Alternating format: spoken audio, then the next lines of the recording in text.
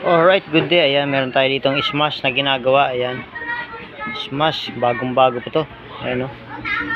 Kanyang mga pairings. Bagong-bago pa to. Ito ay nabangga. Ayan. Papaline natin sa machine shop to. Ayan. Yung kanyang T-post. Baluktot. Baluktot yung kanyang T-post. Ayan. Ayan o. Pumasok dito. Dapat yan pag ganito siya, pag ganito. Kaya lang nabangga, pumasok. Papalay natin ngayon sa machine shop. Alright, T-post, ayan o, pumasok yung pinaglalagyan ng telescopic. Ayan, machine shop natin para ayos na. Alright, ito na yung nakuha na natin yung ating pinamachine shop. Ayan, may init-init pa. Yan, nakalay na yan. Yan. Nakala na align. Simbolan natin. Simbolan natin dito. Alright.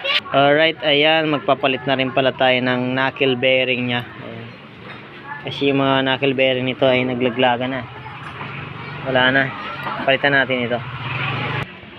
Iyan, punain natin to ng grasa para tagal-tagal naman yung kanyang knuckle bearing masira. Alright, ayan, nakabit na natin yung kanyang T-post. Sa mga nagkakabit ng mga T-post pala, huwag yung kakalimutan tong flat screw. Ayan, flat na washer. Ayan, may guide dyan. Ayan. Kailangan nandyan yan, kasi pag walang flat washer, luluwag yan, mabilis lumuwag yan. Kahit bago yung knuckle bearing mo, mabilis yan lumuwag. Yan na, nakabit na natin. Ayos na yan. Kaya simbol naman natin yung kanyang mga telescopic. Yan, simbol natin. Yan, nasimbolan natin yung kanyang mga telescopic.